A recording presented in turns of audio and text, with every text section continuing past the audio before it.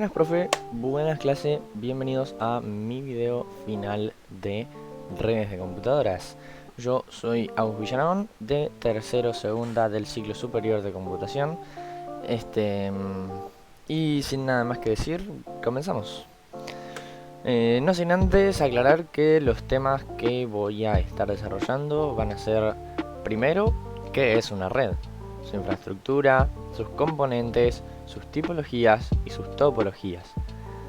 Después vamos a hablar de un poco de la historia, ¿no?, de las redes, distintas fechas importantes a lo largo del tiempo, alguna que otra red importante como lo fue ARPANET, que luego vamos a desarrollar, que fue bastante importante para lo que es la evolución de las redes a lo largo de la historia. Después tenemos el tercer tema, el cual trata de los medios de transmisión y sus propiedades, porque nosotros no tenemos comunicación de la nada, sino que hay un medio por el cual pasan los datos y esa información que va desde un dispositivo a otro. Como anteúltimo tema, vamos a tener dos subtemas, por así decir, que vamos a tratar, el cual son, bueno, el título del tema sería modelos de referencia, en el que vamos a tener el modelo OSI y el modelo TCP/IP. Y para finalizar el video vamos a estar hablando de la multiplexación, ¿sí?, que más adelante explicaremos un poquito de acá. Primero que nada, ¿qué es una red? Bueno, una red de computadoras es la interconexión de distintos números de sistemas informáticos a través de una serie de dispositivos de telecomunicaciones y un medio, el cual puede ser alámbrico o inalámbrico. La función de una red es compartir información entre computadoras. Los mismos, o sea, los datos, se transmiten mediante impulsos eléctricos, ondas electromagnéticas u otros medios empleando una codificación especial.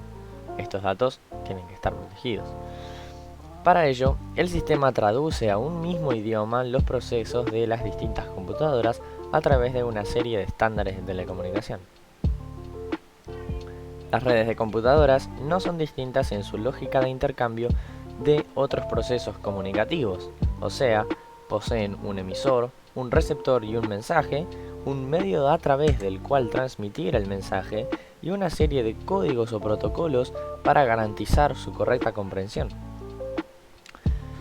Al disponer de un número de computadoras en red, podemos crear una comunicación interna entre ellas, que sirve también para compartir puntos de acceso a Internet o la administración de periféricos como una impresora.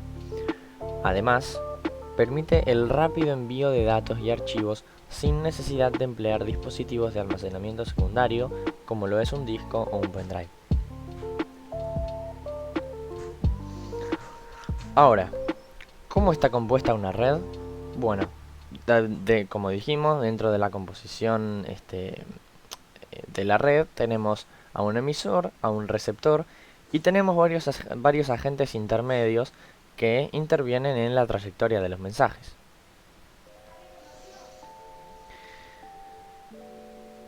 Dentro de los dispositivos y de los componentes que componen, valga la redundancia, una red, tenemos los dispositivos finales y los dispositivos intermedios. Los dispositivos finales, también llamados host, en una red son aquellos con los que interactúa el usuario. ¿Sí? Repito, los dispositivos finales son aquellos con los que interactúa el usuario y crean la interfaz entre este y la red. Ejemplos claros de dispositivos finales serían una computadora, un celular y una televisión. Aparte, tenemos los dispositivos intermedios. A diferencia de los dispositivos finales, que son los que mantienen interacción el usuario, los dispositivos intermedios o intermediarios son por todos aquellos por los que pasan los datos desde la red hasta el usuario. Los principales dispositivos intermediarios con los que nos vamos a encontrar dentro de una red van a ser tres: el hub, el switch y el router. Estos tres dispositivos comparten ciertas características, ciertas propiedades, ciertas funciones, pero a la vez son distintos, y ahora vamos a explicarlos. Primero vamos a hablar del hub. El hub es un dispositivo simple con una única misión, la de interconectar los ordenadores de una red local. ¿Por qué digo red local? Bueno, a continuación de explicar los dispositivos intermediarios, lo vamos a ver. El funcionamiento del hub es sencillo. Cuando alguno de los ordenadores de la red local que está conectado quiere enviar datos, el hub los replica y transmite instantáneamente al resto de ordenadores de esa red local. O sea, recibe los datos que se quieren enviar desde el computador A, los copia e instantáneamente los transmite a todo el resto de los computadores conectados en esa red. Estamos, por lo tanto, ante un punto central de conexión de una red. Y suele utilizarse para crear redes locales en las que los ordenadores no se conectan a otro sitio que al resto de ordenadores de la red. Por sí solo no permite conectarse a internet y tampoco permite enviar los datos de información a determinados ordenadores. Simplemente copia los que recibe de uno enviándolos al resto por igual. El hub es una herramienta que se utiliza para el análisis de las redes. Como solo repite y reparte los mismos datos entre todos los ordenadores, se puede analizar fácilmente este tráfico y cómo fluye la información por la red en busca de posibles errores. Como los datos se mantienen igual, entonces, bueno, es fácil su análisis. Sin embargo, estos dispositivos, o sea, los hubs, tienen algunas desventajas. La primera desventaja es que gasta excesivo ancho de banda, el canal utilizado en la red, ya que si se le quiere enviar datos a un único ordenador, no se podrá hacer sin que cada bit se replique y se envíe también al resto que compone la red. O sea, se gastan recursos de la red porque de manera extra e innecesaria, porque si un computador A, suponiendo que tenemos A, B y C conectados, si el computador A le quiere enviar datos al computador B, la red va a tener que utilizar sus recursos para enviar esos datos al B, pero también replicarlos y enviarlos a su vez al C y al D sin necesidad.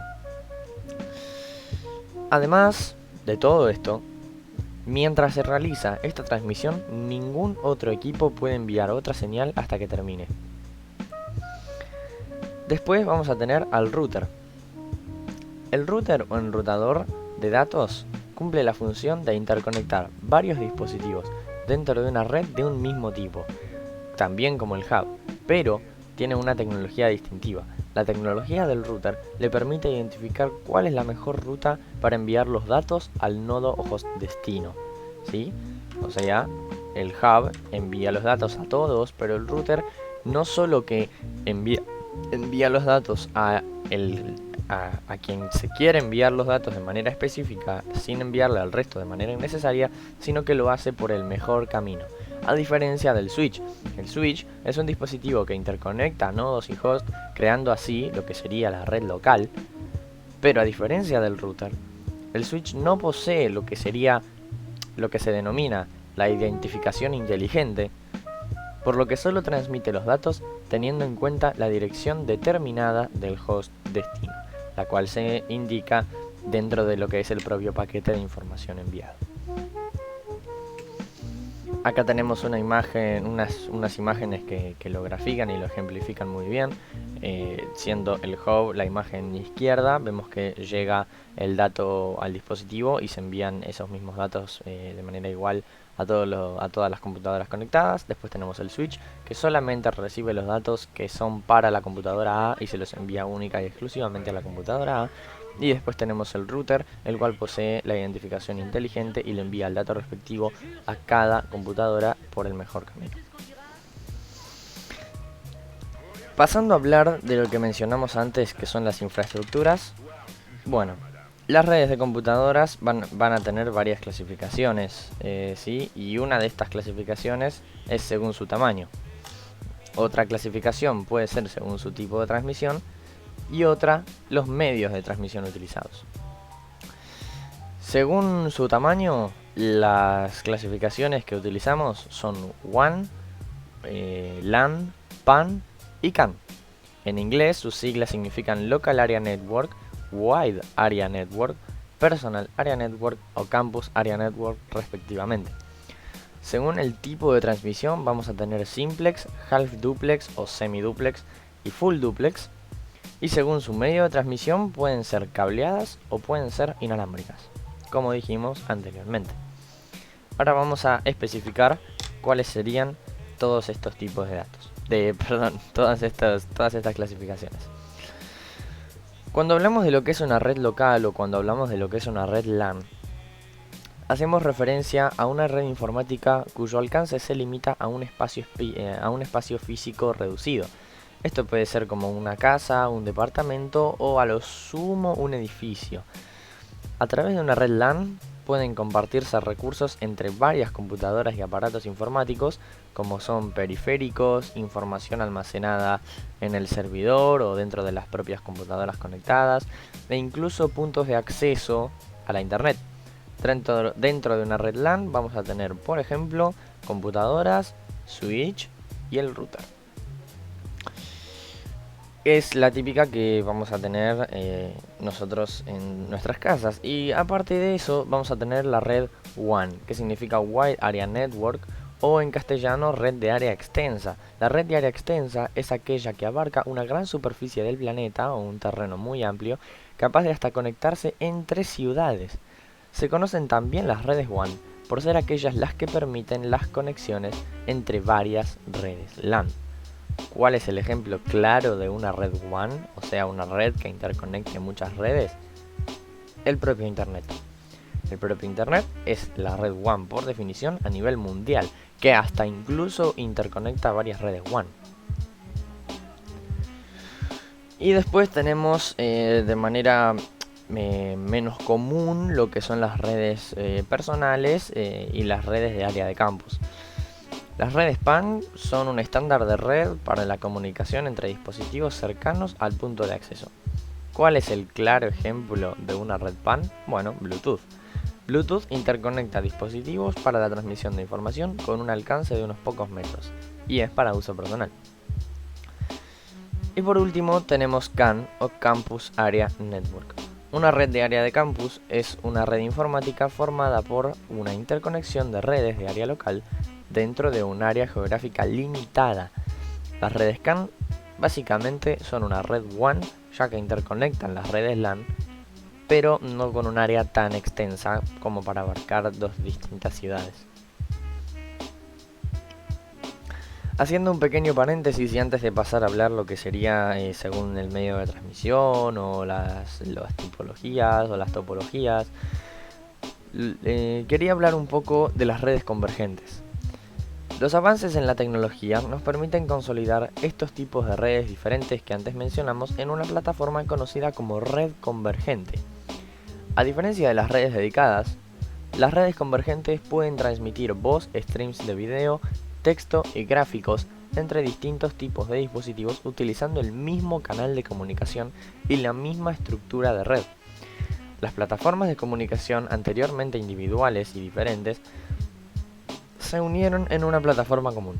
Esta plataforma proporciona acceso a una amplia variedad de métodos de comunicación alternativos y nuevos que permitan a las personas interactuar directamente con otras en forma casi instantánea. Ahora vamos a explayar esto un poquito más de forma más clara. En las redes convergentes hay muchos puntos de contacto y muchos dispositivos especializados como son computadoras personales, teléfonos, televisores y tablets, PCs, pero hay una infraestructura de red común. Esta infraestructura de red utiliza el mismo conjunto de reglas, acuerdos y estándares de implementación. O sea, dentro de una propia red, vamos a suponer local, la red convergente nos permite transmitir muchos tipos de datos a la vez entre todos los dispositivos, ¿sí? Distintos tipos de datos al mismo tiempo en transmisión entre todos los dispositivos conectados a esa red. ¿Cuál es el claro ejemplo de una red convergente? El propio Wi-Fi, ya que permite la transmisión desde y hacia muchos puntos de contacto a la vez, que permite la conexión hacia dispositivos en otras redes y estando disponible para todos los tipos de datos. Tenemos en la imagen de la izquierda el claro ejemplo de lo que sería una red convergente. ¿Por qué? Porque la red Wi-Fi no solo nos permite la conexión entre todos los dispositivos dentro de esa propia red, sino también hacia otras redes externas. ¿Sí? Nosotros tenemos dispositivos externos a la red, luego la red convergente y todos los dispositivos conectados a esa red, que pueden de manera simultánea enviar y recibir mensajes, tanto con sí mismos como con dispositivos externos a la red. Y todo esto se hace siguiendo los mismos protocolos de comunicación. Hablando de las topologías y de las tipologías, en las tipologías vamos a tener half duplex, simplex o full duplex. Y las topologías, bueno, con el término topología hacemos referencia a la disposición física de las estaciones en el medio de transmisión, o sea, la disposición física de las estaciones.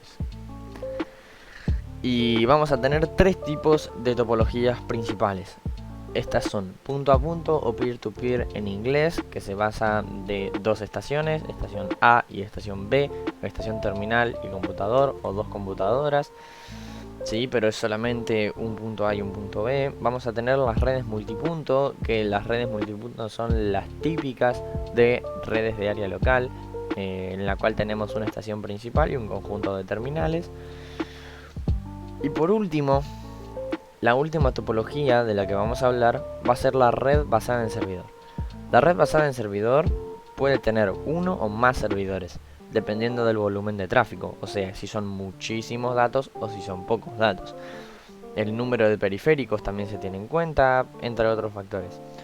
Por ejemplo, puede haber un servidor de impresión, un servidor de comunicaciones y un servidor de base de datos, todos en una misma red. Son mejores para compartir gran cantidad de recursos de datos, y por eso no son los que nosotros tendríamos en casa, sino más para una empresa, por ejemplo.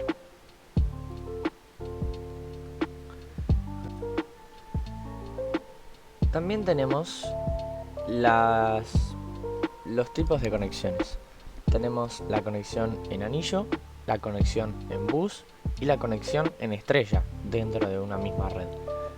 Una red que esté conectada en anillo es una topología de red en la que cada nodo se conecta exactamente a otros dos nodos, formando una única ruta continua para las señales a través de cada nodo, o sea, un anillo, como vemos en la imagen. Los datos viajan de un nodo a otro y cada nodo maneja cada paquete. Si nosotros tenemos, supongamos, la computadora A, la computadora B, la computadora C y la computadora D, si A le quiere enviar un dato a C, primero, sí o sí, los datos van a tener que pasar o por B o por D y luego llegar a C, y no de manera directa. A diferencia de cómo pasa en la conexión estrella, pero de esa hablaremos al final. Primero vamos a mencionar la conexión en bus, que es muy utilizada. Una red en bus es aquella topología que se caracteriza por tener un único bus de comunicaciones. Este bus de comunicaciones se conoce como bus troncal o backbone, al cual se conectan los diferentes dispositivos. De esta forma, todos los dispositivos comparten el mismo canal. Una vez que ya hablamos de las topologías, sabiendo que la palabra topología nos indica la disposición física de cada dispositivo y de cada componente dentro de la red, vamos a hablar de las tipologías, de lo que es semiduplex o half duplex y de lo que es full duplex.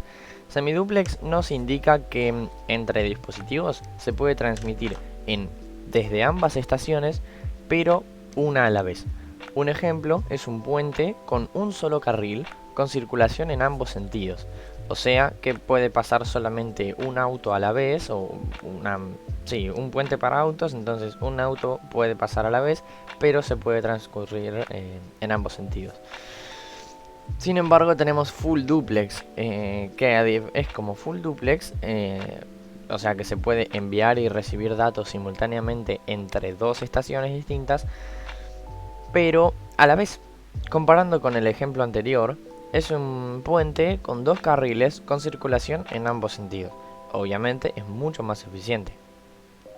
Después tendríamos la simplex, en la que solamente se puede transmitir en un sentido y una transmisión a la vez, pero es muy poco utilizada hoy en día. Acá tenemos un ejemplo en la que tenemos dos computadoras en half duplex y dos computadoras en full duplex. Y normalmente, como un dato así extra, normalmente en la transmisión full duplex se necesitan dos caminos separados, mientras que en la transmisión semi-duplex solamente se necesita un camino. Como vemos en la imagen, tenemos las flechas, que en half duplex tenemos una sola flecha en la que el envío de información se hace de A a B, pero también podría estar en el otro sentido sin ninguna complicación, lo que sí sigue siendo una sola flecha. Sin embargo, en full duplex tenemos dos. Ambas computadoras en ambos sentidos pueden enviar y pueden recibir de manera simultánea. Ahora que ya hablamos de las tipologías de las redes, de las topologías de las redes, las clasificaciones según su tamaño, que pueden ser LAN, WAN, etc. Hablamos de las redes convergentes, hablamos de qué es una red, sus dispositivos intermediarios, hablamos de un montón de cosas. Pero realmente no podríamos haber llegado a como son las redes hoy en día de no haber pasado antes por todo un proceso evolutivo y de todo un proceso de avance y de descubrimientos tecnológicos. Por eso ahora vamos a hablar un poco, antes de continuar con el resto de la presentación y con el resto del video, de lo que sería la historia de las redes. Vamos a hablar de la historia de las redes de forma un tanto resumida, y lo que vamos a hacer va a ser, a lo largo de los años, remarcar y resaltar los más importantes, aunque va a haber un momento en el que me voy a detener a explicar algo que considero que es bastante importante que conozcamos y que sepamos. Pero bueno, ya llegaremos ahí. Como primer punto que nos hace comenzar a futuro expandir lo que son las redes, tenemos en el año 1966 la primera vez que dos computadoras fueron conectadas entre los laboratorios Lincoln y la compañía System Development Corporation.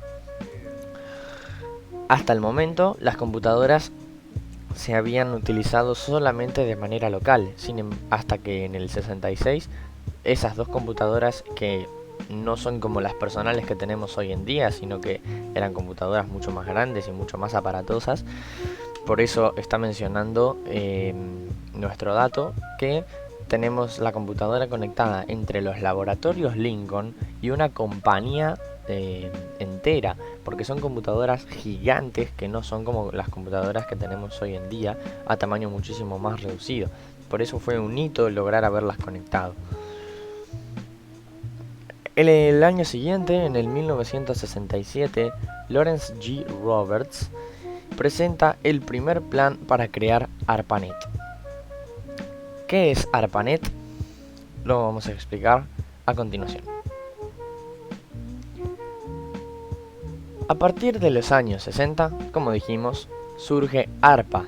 ARPA es la Agencia de Proyectos de Investigación Avanzada, la cual fue una iniciativa del Departamento de Defensa de Estados Unidos que tenía entre sus objetivos la creación de una red de computadoras capaz de comunicar usuarios entre distintas computadoras. O sea, surge ARPA, la empresa, sí, que es la agencia en realidad de proyectos de investigación avanzada.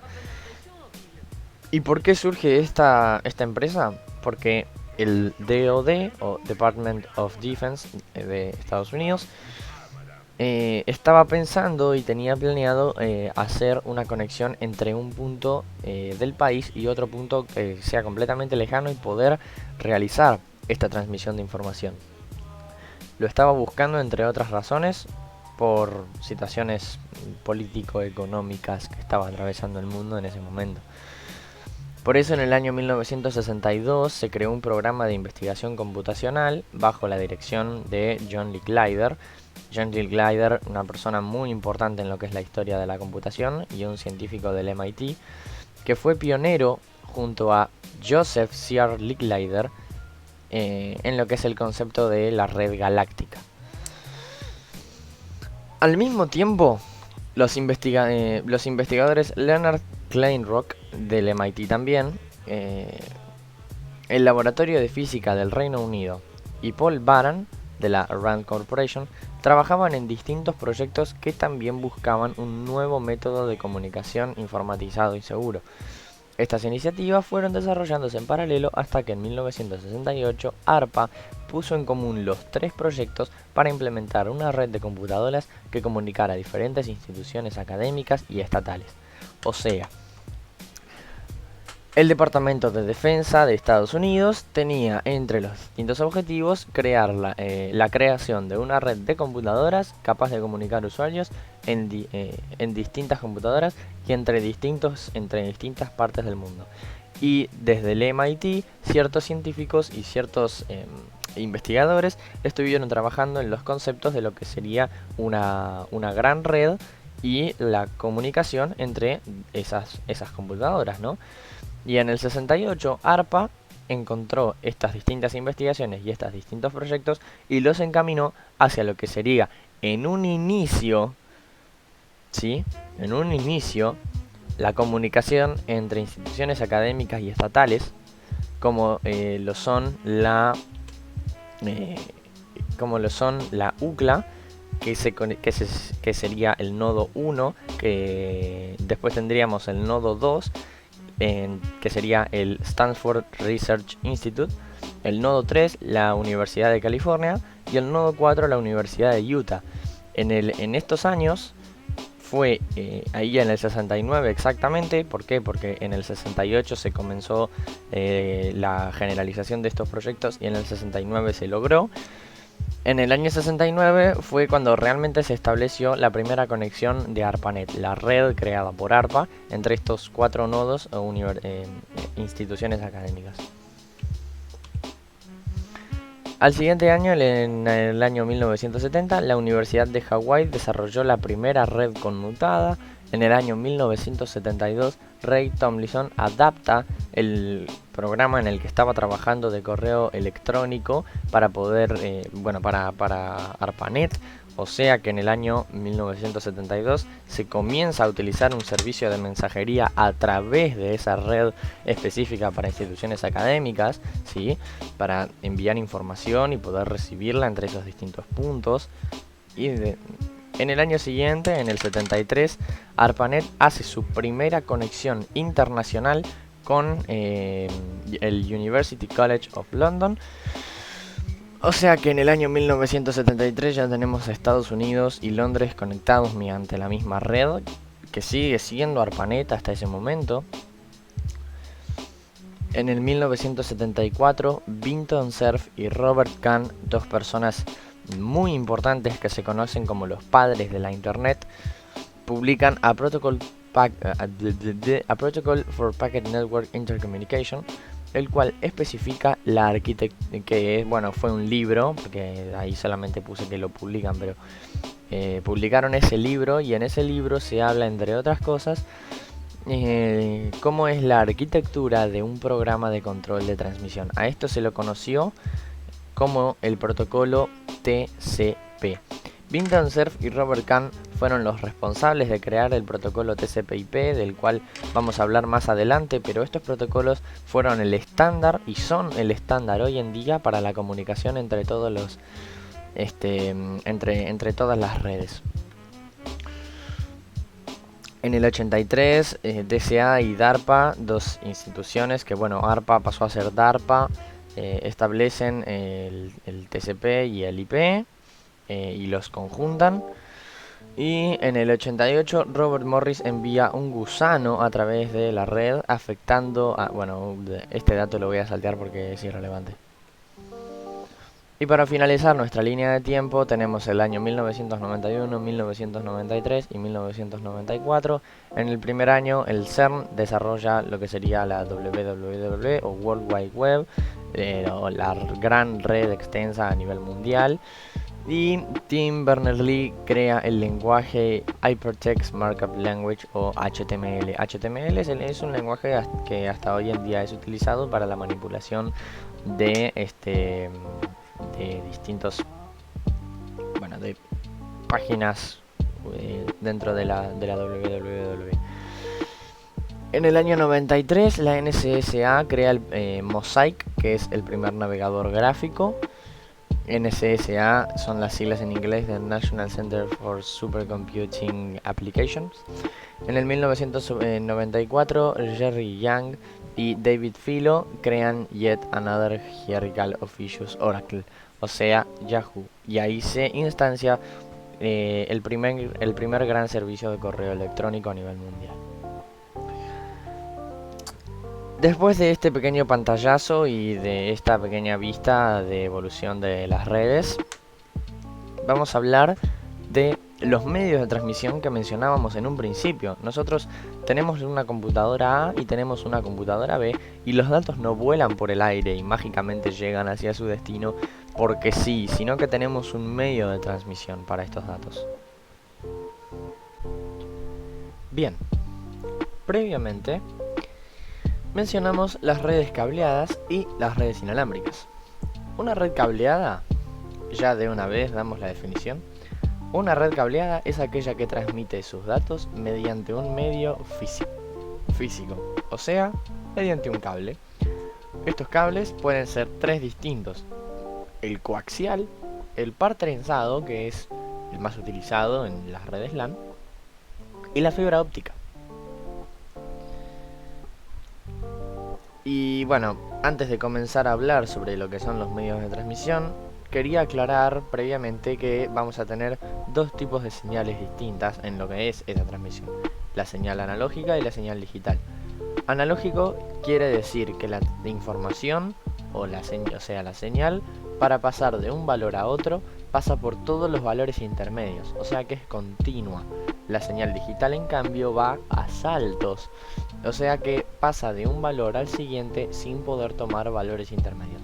Una señal analógica es continua y puede tomar infinitos valores. Analógico y digital son las formas que tienen las computadoras de leer los datos, y esta definición se puede entender de manera más clara con los siguientes gráficos. Acá tenemos la imagen que nos indica la señal analógica. Vemos que tendría una forma curva, tomando muchísimos valores conforme va avanzando el tiempo y la lectura de esa señal. Y después tenemos la señal digital, que sube repentinamente cuando toma valor 1 y baja repentinamente cuando toma valor 0.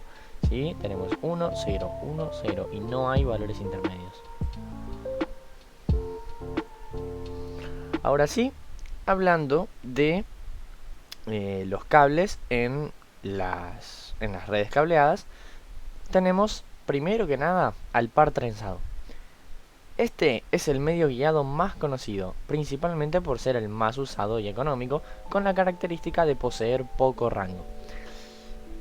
Este aparte tiende a reducir las interferencias electromagnéticas entre los pares dentro de una misma envoltura. Para este fin, los pares dentro de una misma envoltura protectora se trenzan con pasos diferentes. Esto de los pares dentro de una misma envoltura lo veremos de manera más clara en la siguiente imagen, pero no sin antes pasar por una descripción física.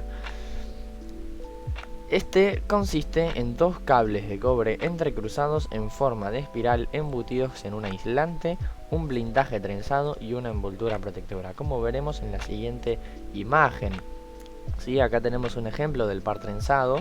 Tenemos de afuera hacia adentro una envoltura, un blindaje de papel metálico, y en su interior ahí tenemos a los pares de cobre trenzados. ¿Sí? El cable de par trenzado es distintos filamentos de cobre envueltos, que se clasifican por distintos colores, y la conexión y el orden de conexión de esos distintos colores van a servirnos para alguna conexión más que para otra. Y estos son los más utilizados en las redes LAN. Este cable es limitado o mayormente utilizado en redes LAN como apartamentos y etcétera, como ya dijimos, debido al corto alcance, pero buena efectividad. Los cables de pares pueden transmitir tanto señales analógicas como digitales, aunque para las señales analógicas se necesitan amplificadores cada 5 o 6 kilómetros y para las digitales cada 2 o 3 kilómetros. Comparado con los otros medios guiados, como el cable coaxial y la fibra óptica, el par trenzado permite menores distancias, menor ancho de banda, o sea, menor cantidad de datos que se pueden transmitir, y menor velocidad de transmisión. Hay dos variantes de cables de pares trenzados, los que se llaman apantallados o sin apantallar. El cable trenzado no apantallado, por sus siglas en inglés UTP, se puede ver afectado por interferencias electromagnéticas externas, incluyendo interferencias con pares cercanos y fuentes de ruido. Por otro lado, el par trenzado apantallado proporciona mejores resultados a velocidades de transmisión bajas, pero este es más costoso y difícil de instalar. O sea que uno está más protegido frente a interferencias que otro. Pero ¿qué pasa? El UTP, al no estar tan blindado y no estar tan protegido a las interferencias, lo hace más flexible y más accesible para lo que son las instalaciones domésticas. Entonces va a depender el caso si vas a utilizar un UTP o un STP. Después, aparte del el segundo tipo de cable o de medio guiado de transmisión es el cable coaxial. El cable coaxial es el segundo medio más común de transmisión. Viene más blindado y con mayor ancho de banda que el par trenzado. Alcanza distancias más grandes y a mayor velocidad. Y existen dos tipos más comunes de cable coaxial. Los de 50 ohm, que el ohm, bueno, es una medida para las transmisiones, y estos son de transmisión digital. Y después están los de 75 ohm, que son para transmisión analógica. Este cable coaxial se compone por un núcleo de cobre, un dieléctrico que lo rodea, un blindaje de cobre trenzado y una cubierta exterior. Resulta muy resistente y con bajo nivel de ruido, con un gran ancho de banda, y se vuelve un muy buen cable para las áreas metropolitanas. Acá tenemos una imagen que nos muestra cómo se ve un cable coaxial en el interior. Vemos la cubierta exterior, vemos el blindaje trenzado, vemos el blindaje interior, vemos el dieléctrico y vemos el conductor central. Como vemos, es bastante grueso y está bien protegido, y por eso tenemos menos ruido. Y para finalizar, tenemos la fibra óptica. La fibra óptica es una guía de onda en forma de hilo de material altamente transparente diseñado para transmitir información a grandes distancias utilizando señales ópticas. La fibra se fabrica a partir de sílice de muy alta pureza. Con solo 2 kilogramos de este material pueden fabricarse más de 40 kilómetros de fibra óptica. Su principal uso es en las redes troncales, redes tipo LAN con muy bajas latencias, y en FTTH para los hogares. O sea, su estructura es de funcionalidad, su estructura de función es simple. Es un emisor, un medio óptico y un fotorreceptor. O sea, la fibra óptica se utiliza para la transmisión de señales en base a pulsos de luz. Estos haces de luz son emitidos y viajan por dentro del cable, rebotando hasta llegar a su destino. Rebota en ciertos ángulos específicos donde no tiene casi pérdidas y su alcance es impresionante. La fibra óptica, que es la transmisión de información por haces de luz, teniendo un emisor de esta luz y un fotorreceptor, se divide en tres tipos: multimodo de índice discreto, multimodo de índice gradual y monomodo. El multimodo de índice discreto, en el multimodo de índice discreto, los haces de luz rebotan dentro del cable de fibra, cada uno en un ángulo distinto de forma que no colisionan. En el monomodo es un solo haz de luz que viaja en línea recta por el cable de fibra y tiene una velocidad y un rango determinados por la disposición del cable. Por último, el multimodo de índice gradual, y este último vendría a ser una mezcla de los dos anteriores, ya que tiene un índice de refracción superior en el centro que hace que los rayos avancen más rápido conforme se alejan del eje axial de la fibra. O sea, utilizando fibra óptica, sobre todo en el multimodo de índice gradual, vamos a tener una velocidad de transferencia de información altísima. Este último, o sea, el multimodo de índice gradual, hace curvas helicoidales a lo largo de su trayectoria. Ya hablamos de qué es una red, hablamos de sus componentes, hablamos de sus tipologías, hablamos de sus topologías, hablamos de las infraestructuras, de cómo está compuesta una red, de cómo se clasifica. También hablamos de su historia, los años más importantes en la evolución de la tecnología de las redes, ciertos investigadores y científicos importantes que dieron avances, que establecieron estándares como lo son los protocolos TCP/IP. Y en el anterior capítulo hablamos de los medios de transmisión, de los cables que son utilizados principalmente en las redes LAN, aunque también en el resto. Y que se utilizan y estos cables son utilizados por las computadoras como medio para transmitir su información hacia otros dispositivos receptores. Ahora, sabiendo todo esto, ya podemos hablar de cosas un poco más avanzadas, como lo son el modelo TCP/IP en profundidad y el modelo OSI en lo que sería el cuarto capítulo de esta presentación.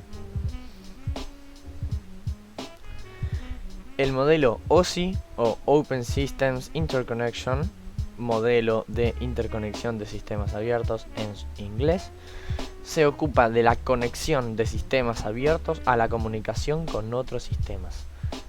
O sea, que es un modelo de interconexión de sistemas abiertos. Este tiene 7 capas hechas de los siguientes principios. 1. Se debe crear una capa que requiera un diferente nivel de abstracción. Quiere decir que una capa tiene que ser superior a la otra y no va a haber dos capas en el mismo nivel del modelo. Ya lo veremos en profundidad y se entenderá más adelante. Segundo principio, las funciones de las capas deben ser elegidas teniendo en cuenta la definición de los protocolos estandarizados internacionalmente.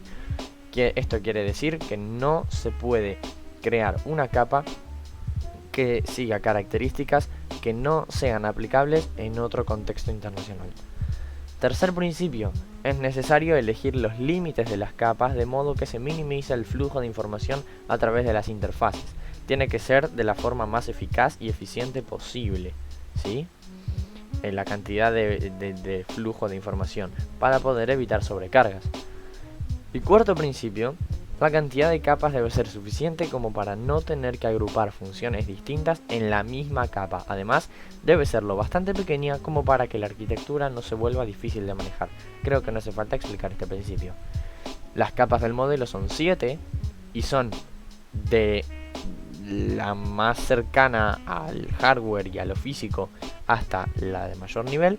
Tenemos la capa física, la capa de enlace de datos, la capa de red, la de transporte, la capa de sesión, la capa de presentación y por último la capa de aplicación. Y ahora explicaremos desde la 7 hasta la 1.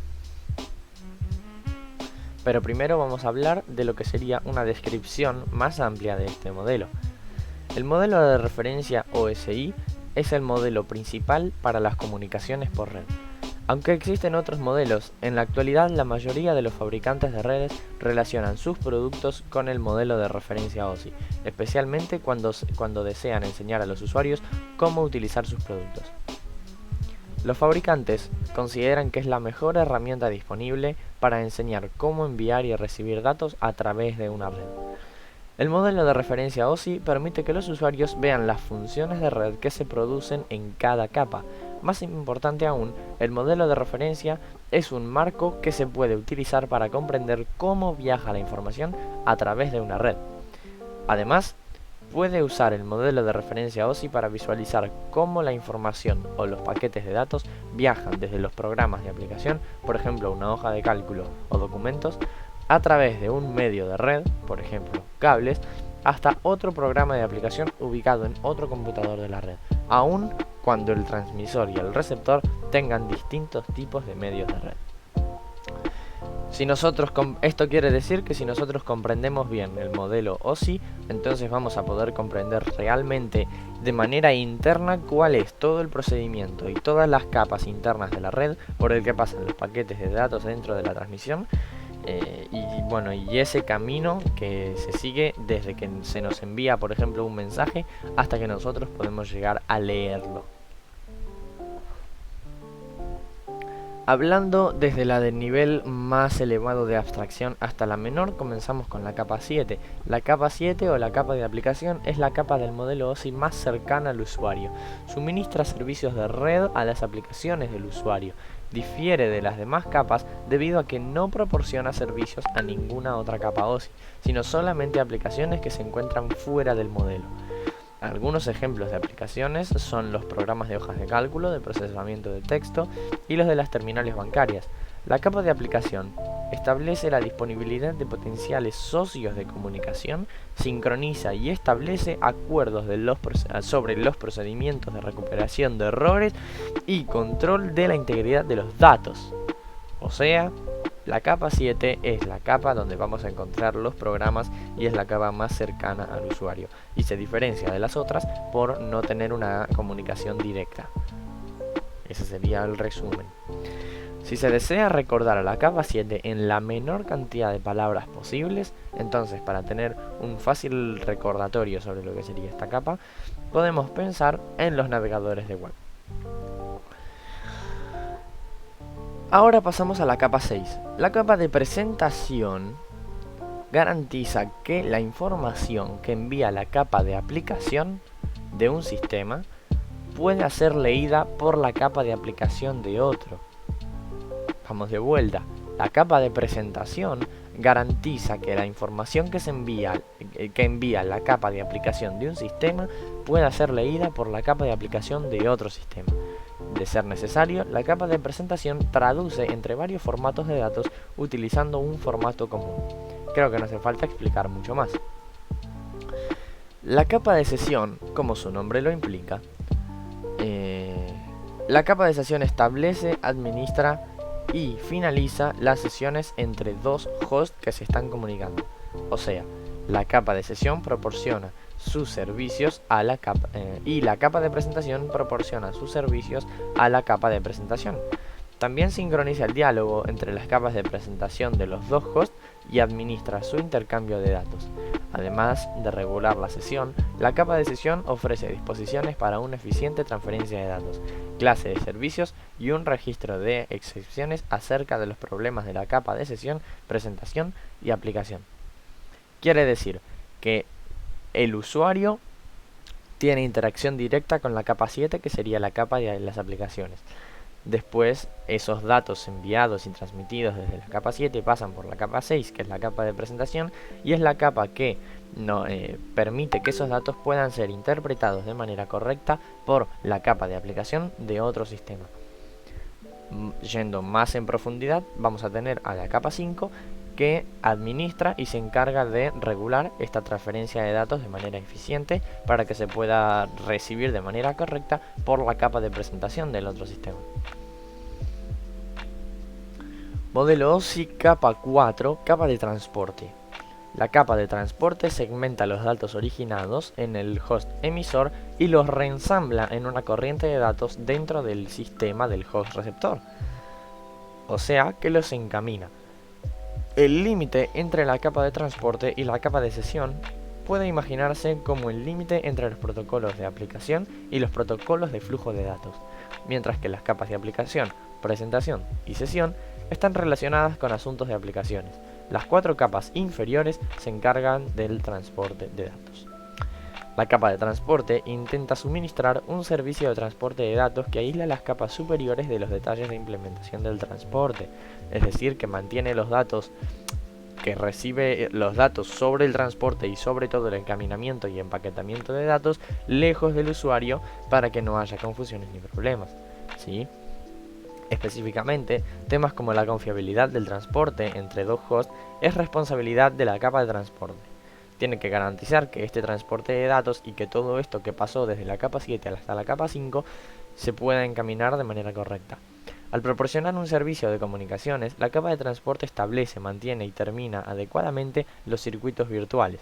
Al proporcionar un servicio confiable, se utilizan dispositivos de detección y recuperación de errores de transporte. Básicamente, se hace el mantenimiento y la habilitación a todo el encaminamiento y transporte de datos para facilitar la transmisión de los mismos. Modelo OSI capas 3 y capa 2. La capa de red, o sea, la capa 3, es una capa compleja que proporciona conectividad y selección de ruta entre dos sistemas de host que pueden estar ubicados en redes geográficas distintas. Por otro lado, la capa de enlace de datos, o sea, la capa número 2, proporciona tránsito de datos confiable a través de un enlace físico. Al hacerlo, la capa de enlace de datos se ocupa del direccionamiento físico, comparado con el lógico, la topología de red, el acceso a la red, la notificación de errores, entrega ordenada de tramas y control de flujo. Todas estas funciones, repito, forman parte de la capa de enlace de datos. Es una capa muy activa. Y para finalizar, dedicamos una diapositiva específica para hablar de la capa 1, que es la capa física, que puede entenderse mejor con el diagrama, ¿no?, que vemos del lado derecho. La capa física define las especificaciones eléctricas, mecánicas, de procedimiento y funcionales para activar, mantener y desactivar el enlace físico entre sistemas finales. Creo que se entendió bastante bien, si no lo repito. La capa física define las especificaciones eléctricas, mecánicas, de procedimiento y funcionales para activar, mantener y desactivar el enlace físico entre sistemas finales. Las características tales como niveles de voltaje, temporización de cambios de voltaje, velocidad de datos físicos, distancias de transmisión máximas, conectores físicos y otros atributos similares definidos por las especificaciones de la capa física, eso está incluido dentro de la capa 1. Si se desea recordar toda esta complejización de palabras, ¿no?, toda esta capa 1 en la menor cantidad de palabras posible, se podría pensar en señales y medios. Todo esto fue, como habíamos mencionado al principio del video, el primer modelo de referencia dentro de este cuarto capítulo en presentación, o sea, el modelo OSI. Ahora hablaremos del segundo modelo de referencia, o sea, el modelo TCP/IP, el estándar más importante para la comunicación en redes. Aunque el modelo de referencia OSI sea universalmente conocido, el estándar abierto de Internet desde el punto de vista histórico y técnico es el protocolo de control de transmisión protocolo Internet. Hoy de vuelta. Aunque el modelo de referencia OSI sea universalmente reconocido, el estándar de Internet desde el punto de vista histórico y técnico es el TCP/IP. El modelo de referencia TCP/IP, que quiere decir protocolo de control de transmisión protocolo Internet, y la pila de protocolos hacen que sea posible la comunicación entre dos computadores desde cualquier parte del mundo, a casi la velocidad de la luz. El modelo TCP/IP tiene importancia histórica, al igual que las normas que permitieron el desarrollo de la industria telefónica, de energía eléctrica, el ferrocarril, la televisión y las industrias de video. Podemos definir al modelo TCP/IP en relación con el modelo OSI como que el modelo OSI nos muestra y nos explica todas las distintas capas que recorren los datos de transferencia cuando son enviados desde un computador A a un computador B. Pero todos estos datos tienen que seguir ciertos estándares y ciertas normas de protocolo que son definidas en el TCP/IP. El modelo TCP/IP a la vez tiene 4 capas, las cuales son, mejor dicho, la capa de aplicación, la capa de transporte, la capa de internet y la capa de acceso de red. Es importante observar que algunas de las capas del modelo TCP/IP poseen el mismo nombre que las capas del modelo OSI, pero no hay que confundir las capas de los dos modelos porque la capa de aplicación tiene diferentes funciones en cada modelo. Pasamos primero a hablar de lo que sería la capa de aplicación en el modelo TCP/IP. Los diseñadores de TCP/IP sintieron que los protocolos de nivel superior deberían incluir los detalles de las capas de sesión y presentación. Simplemente crearon una capa de aplicación que maneja protocolos de alto nivel, aspectos de representación, codificación y control de diálogo. El modelo combina todos los aspectos relacionados con las aplicaciones en una sola capa y garantiza que estos datos estén correctamente empaquetados para la siguiente capa. Modelo TCP/IP, capa de transporte. La capa de transporte se refiere a los aspectos de calidad del servicio con respecto a la confiabilidad, el control de flujo y la corrección de errores. Uno de sus protocolos, el protocolo para el control de transmisión, ofrece maneras flexibles y de alta calidad para crear comunicaciones de redes confiables sin problema de flujo y con un nivel de error bajo. TCP es un protocolo orientado a la conexión. Mantiene un diálogo entre el origen y el destino mientras empaqueta la información de la capa de aplicación en unidades denominadas segmentos.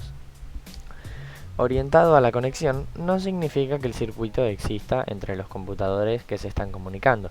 Esto sería una conmutación de circuito. Significa que los segmentos de capa 4, o sea, de la capa de transporte, viajan de un lado a otro entre dos hosts para comprobar que la conexión exista lógicamente para un determinado periodo. Esto se conoce como conmutación de paquetes. Modelo TCP/IP, capa de Internet. El propósito de la capa de Internet es enviar paquetes origen desde cualquier red en la Internet y que estos paquetes lleguen a su destino independientemente de la ruta y de las redes que recorrieron para llegar hasta ahí. El protocolo específico que rige esta capa se denomina Internet Protocol, o sea, IP. En esta capa se produce la determinación de la mejor ruta y la conmutación de paquetes. Esto se puede comparar con el sistema postal. Cuando envía una carta por correo, usted no sabe cómo, no se sabe cómo llega esa carta a destino, porque existen varias rutas posibles. Lo que a nosotros nos interesa es que esa carta llegue efectivamente. Por último, modelo TCP/IP, capa de acceso a la red.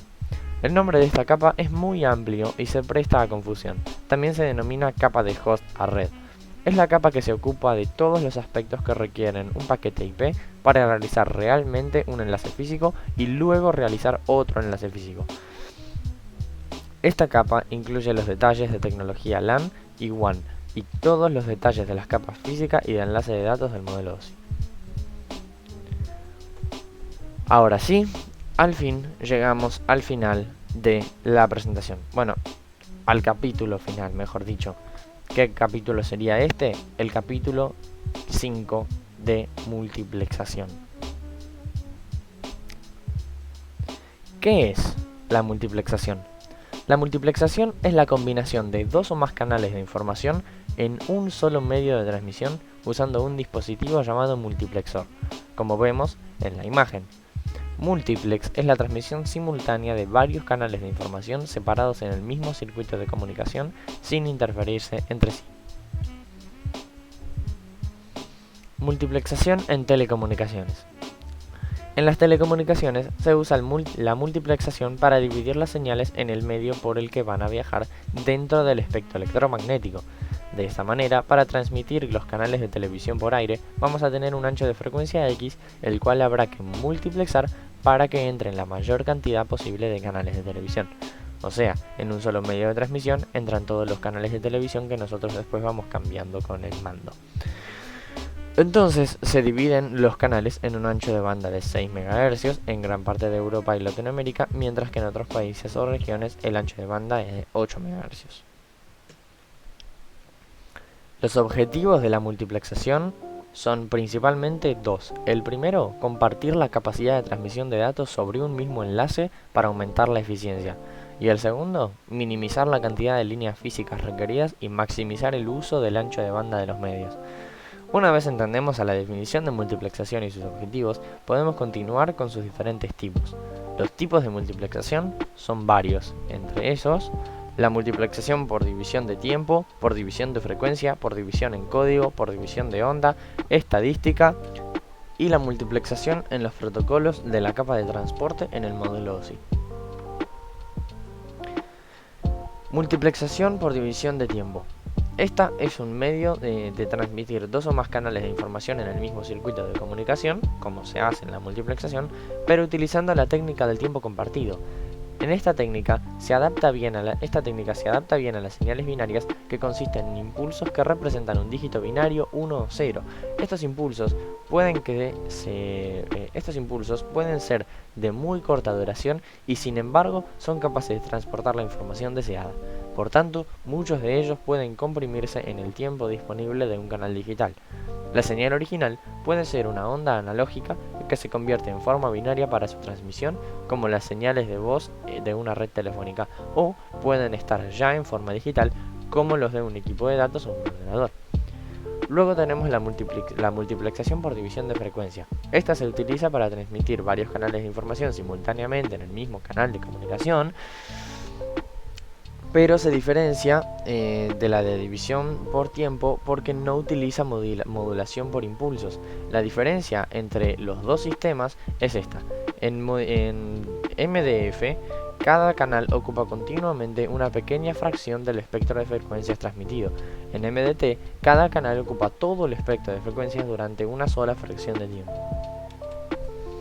Multiplexación CDM. La multiplexación por división de código, acceso múltiple por división de código o CDMA es un término genérico para varios métodos de multiplexación o control de acceso al medio basado en la tecnología de espectro expandido. CDMA emplea una tecnología de espectro expandido y un esquema especial de codificación por el que a cada transmisor se le asigna un código único, escogiendo de forma que sea ortogonal respecto al del resto. En CDMA, la señal se emite con un ancho de banda mucho mayor que el precisado por los datos a transmitir. Por este motivo, la división por código es una técnica de acceso múltiple de espectro expandido. Multiplexación WDM. La multiplexación por división de onda se diseñó para utilizar la capacidad de alta tasa de datos de la fibra. Conceptualmente es la misma que por división de frecuencia, excepto que involucra señales luminosas de frecuencias muy altas. La idea de la multiplexación WDM es simple, y esta la podemos explicar mediante dos tips. Punto 1. Se quieren combinar múltiples haces de luz dentro de una única luz en el multiplexor y hacer la operación inversa en el demultiplexor, que es la que está al otro lado para la recepción de la transmisión. Y luego, combinar y dividir haces de luz se resuelve fácilmente mediante un prisma. Un prisma curva un rayo de luz basándose en el ángulo de incidencia y la frecuencia. Multiplexación SM. Es un canal de comunicaciones que se divide en un número arbitrario de las secuencias de datos de velocidad de transmisión de bits variables de los canales digitales. Tenemos tres características principales en la multiplexación SM. El tipo de señal es digital. El funcionamiento consiste en transmitir datos de aquellos canales que en todo momento tengan información para transmitir. Y la tercera característica es una ventaja. Asignan dinámicamente los intervalos de tiempo entre los terminales activos, por lo tanto, no se desaprovecha su capacidad de línea durante los tiempos de inactividad. La multiplexación en la capa de transporte del modelo OSI. Multiplexar un paquete de datos significa tomar los datos de la capa de aplicación, etiquetarlos con un número de puertos, TCP o UDP, que identifica a la aplicación emisora y enviar dicho paquete a la capa de red. Esta capa, la de transporte, es muy esencial para cualquiera de los dos modelos. Sin ella, la comunicación en la red sería muy lenta, ya que no tendríamos enlaces a páginas web, chat, mensajería instantánea al mismo tiempo, y sin ella el mensaje no podrían ser enviados a cualquiera hasta su destino.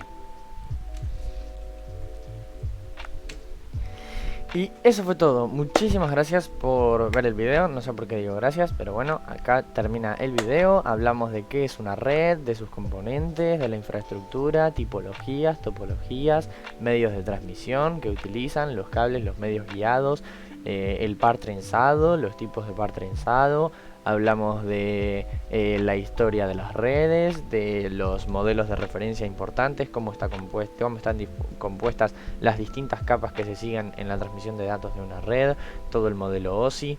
Después hablamos de las normas que se siguen y de qué es realmente el modelo TCP/IP. Bueno, y por último hablamos de la multiplexación, que es una técnica utilizada para la transmisión de datos en una red.